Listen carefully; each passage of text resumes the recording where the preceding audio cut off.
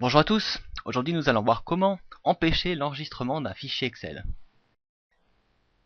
Alors, rendez-vous dans l'éditeur, dans This Workbook, sélectionnez Workbook et l'événement Before Save. Voilà. Donc on remarque qu'on a ici la variable annulée, et si on donne à cette variable la valeur vraie, elle va tout simplement annuler l'enregistrement.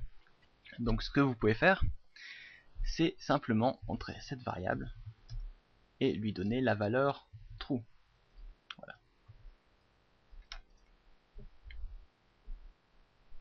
Donc là, si je fais le test et que j'essaye d'enregistrer, on voit qu'il ne se passe rien, de même que si je fais enregistrer sous, il n'y a rien qui se passe.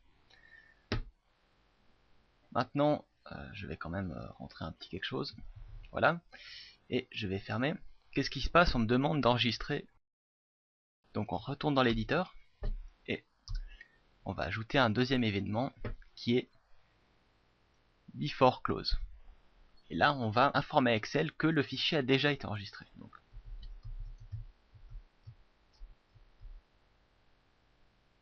thisworkbook.saved, la propriété égale true. Alors, qu'est-ce que c'est? Eh bien, simplement, cette ligne de code va dire à Excel, lorsqu'il va vouloir se fermer, que le classeur a déjà été enregistré. Donc, par conséquent, il ne va pas ouvrir de fenêtre pour demander l'enregistrement du fichier.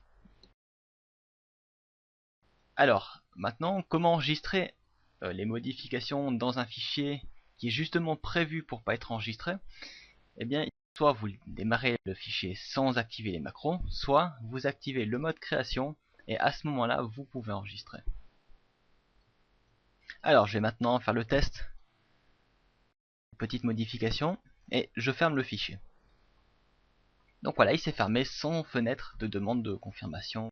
Si je réouvre maintenant ce fichier, le fond bleu que j'avais appliqué pour le test n'a effectivement pas été enregistré, donc tout va bien. Donc pour empêcher l'enregistrement d'un fichier, vous pouvez simplement copier ces quelques lignes de code dans votre fichier.